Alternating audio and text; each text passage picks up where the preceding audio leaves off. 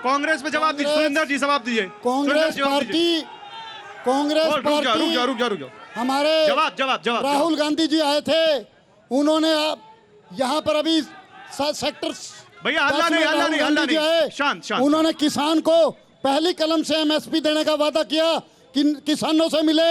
8000 kilometre Bharat जोड़ो यात्रा में वो गए, स्थानीय लोगों से बात की, स्थानीय किसानों से बात की, जवान से बात की, महिलाओं से बात की। अच्छा, इतना वो है। सुनो इतना वो है।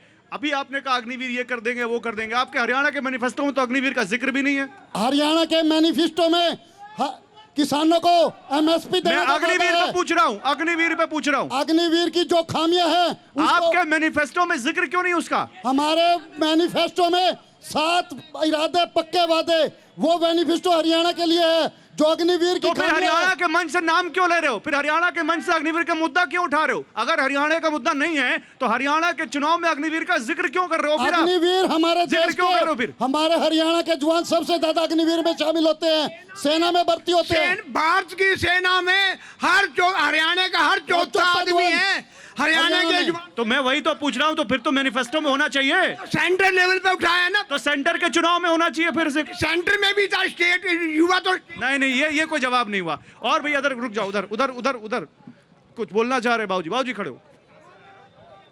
ये जो मुद्दा अग्निवीर का उठाया इन्होंने, बीजेपी वालों ने, ये हमारी जो कांग्रेस है ये पुरानी प्रथा से करेगी भर्ती। जो पुरानी होनी चाहिए, नहीं होनी चाहिए? पुरानी जो पहले लागू थी वही करेगी। हाँ भैया बोलो। बीजेपी सरकार में थाने स्तर में एमएलए से लेकर पंचायत समिति तक भ्रष्ट है।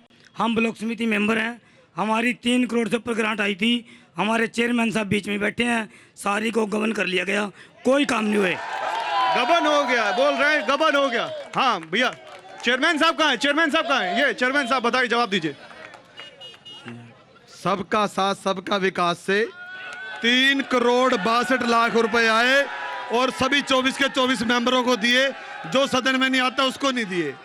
नहीं, वो कह रहे हैं गबन कर लिया। उसके गांव में 4 गलियां बनी हैं और 1 वाटर कूलर लगा है, 1 गेट पास हो रहा है। भैया बताओ, बोलो, यही पहुंच जाएगा फैसला? करोड़ 62 लाख के 15.5 लाख रुपए प्रत्येक मेंबर के आते हैं।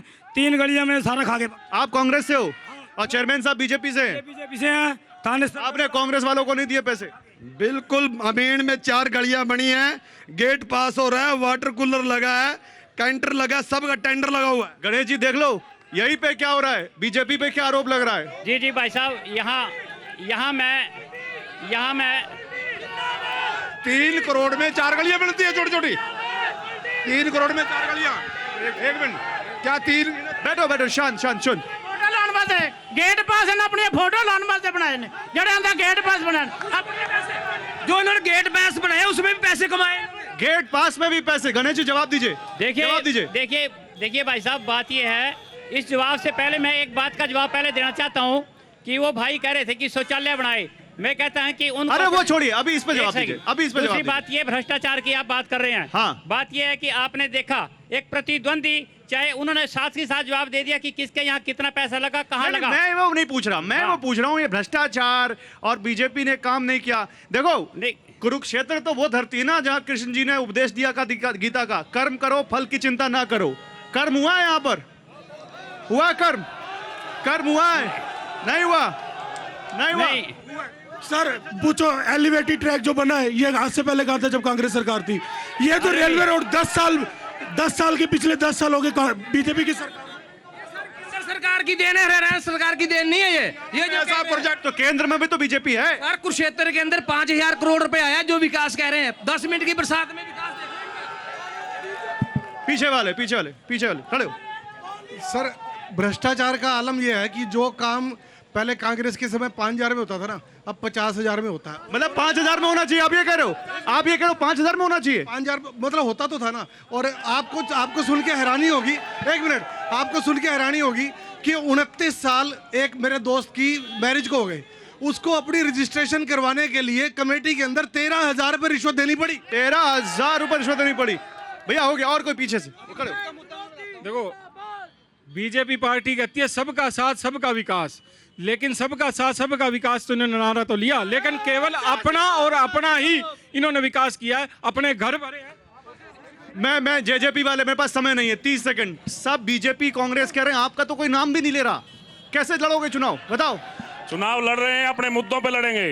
सुनो मेरी बात, दुष्यंत चौटाला जी हैं, ऐसा नहीं है कि युवा नेता हैं, और ये बीजेपी वाले और कांग्रेस वाले ये किसानों का भला नहीं कर सकते। किसानों का करेंगे तो चौधरी अल्टीमेटली दुष्यंत जाना देवनार तो का परिवार ही किसी करेगा। एक के पास पड़ेगा सुनो आपको। मेरी बात, नहीं अल्टीमेटली जाओगे तो या तो बीजेपी के पास या कांग्रेस के पास। सरकार में रहना है तो करना तो यही पड़ेगा ना। कांग्रेस के साथ ना कभी गए, आगे से बीजेपी के साथ भी नहीं जाएंगे। जब भी बनाएंगे अपनी सरकार बनाएंगे। कैसे बनाओगे अपनी सरकार? कितनी सीटों से बनाओगे? अभी बनाएंगे, आप देखो ना, 8 तारीख को रिजल्ट आएंगे, देखो अपनी सरकार ये बनाएंगे। छोटे दल सरकार बना पाएंगे?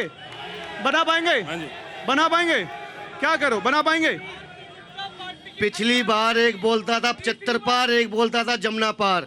एक को जाएगी जमुना पार, एक गंगा पार, दोनों को मिला के जमुना पार छोड़ के आएंगे। अब देखो 8 तारीख को पता चल जाएगा कौन जमुना पार कौन जमुना पार नहीं। लेकिन ये कुरुक्षेत्र की धरती है और आप देखो क्या जोश है। एक बार जोरदार तालियां कुरुक्षेत्र वालों के लिए, बहुत मजा आया। बहुत बहुत हमारे मेहमानों के लिए बहुत शुक्रिया आप सभी का। यही पर रुकता है हमारा कारवां। लेकिन 8 तारीख को क्या होगा हरियाणा में, क्या चेंज होगा नहीं होगा, ये 8 तारीख को सबसे पहले टीवी9 पे। बहुत शुक्रिया, थैंक यू वेरी मच।